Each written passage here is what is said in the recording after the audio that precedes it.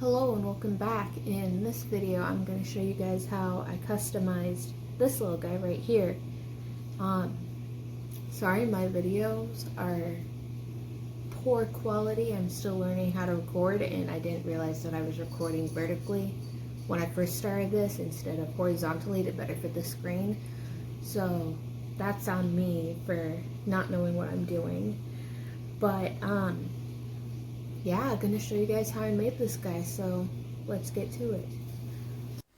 Okay, to start off, I'm going to remove Baby Yoda's clothes so that I can dye them with a dye that I actually found at Walmart.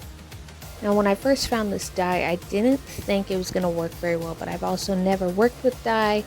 I don't know what good brands there are. I don't know the do's and don'ts. So the fact that it even turned out right just blew my mind. I was just very genuinely shocked.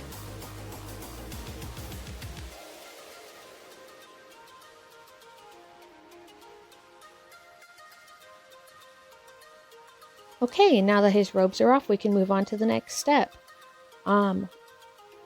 Obviously gloves. Sorry, I just completely spaced. I don't have a script for this. I'm just kind of winging it because that's what I do. So give the bottle a good shaky shake to get everything mixed up in there so we can just do the thing.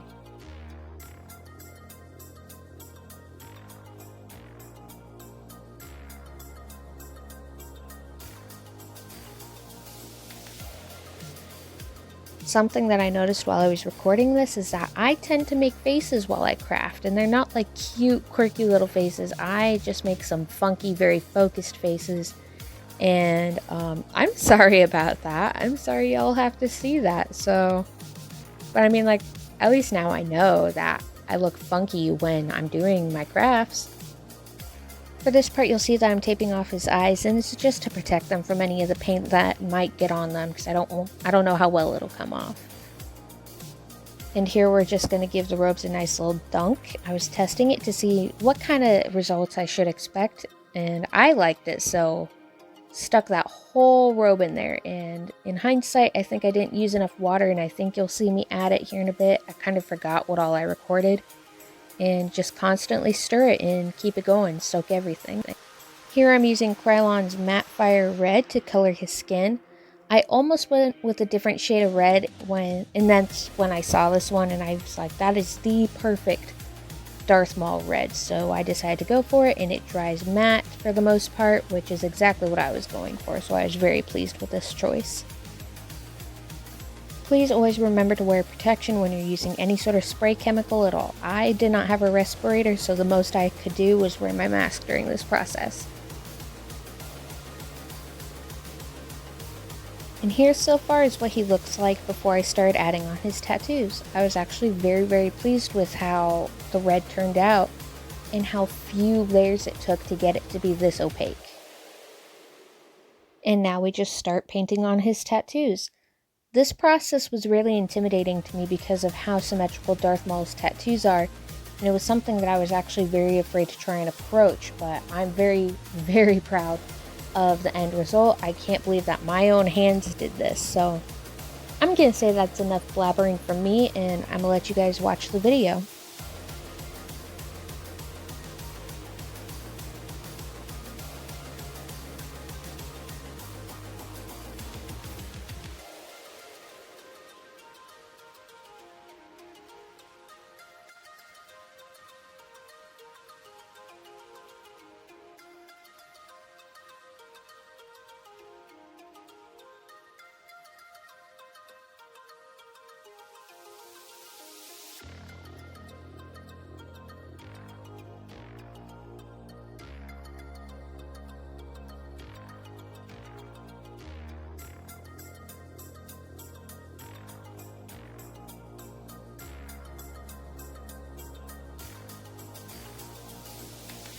For this part, all I'm using is Sculpey. I found mine at Walmart. For his horn size, I used about one snake right off of the block, and that actually ended up being just the right amount of clay to create the horn size and shape that I wanted. All I did was roll the snake of clay between my fingers and my hands to create the proper shape that I wanted in the right curve of the horns.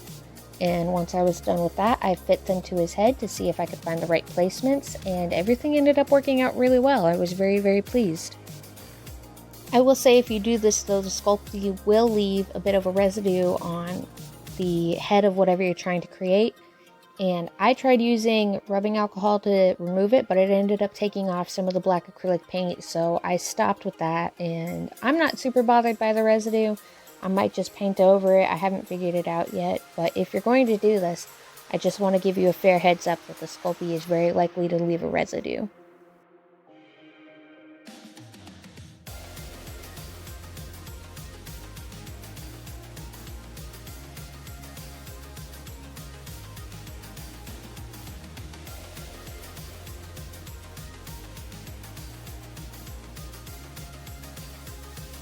Here's what I mean by some of the residue that was left behind by the Sculpey, but it did kind of help me remember where to place the horn, so I wasn't super bothered by it.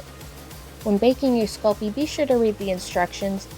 For his piercing, which I forgot to record, I accidentally left the pieces in a little too long and they ended up burning, so they were still usable. I just covered them with paint, but that's something to keep in mind.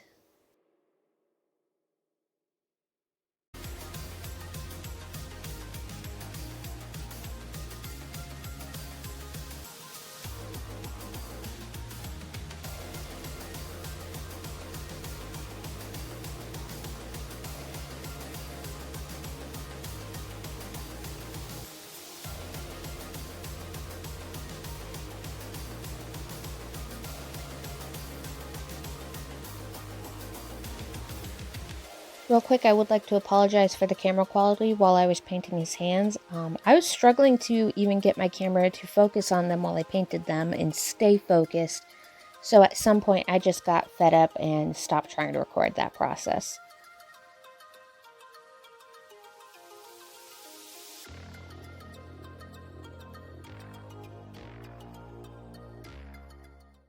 I just wanted to say thank you for watching the video. I hope you guys enjoyed it.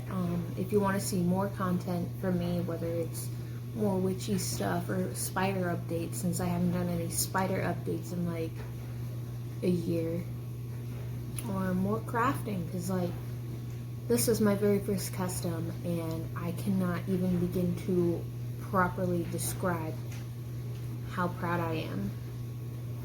Look at his little tattoos. Symmetry scares me, so like I was really worried that I was just gonna botch his whole face, but it turned out so good. So, thanks again for watching. Leave a comment, let me know what you thought.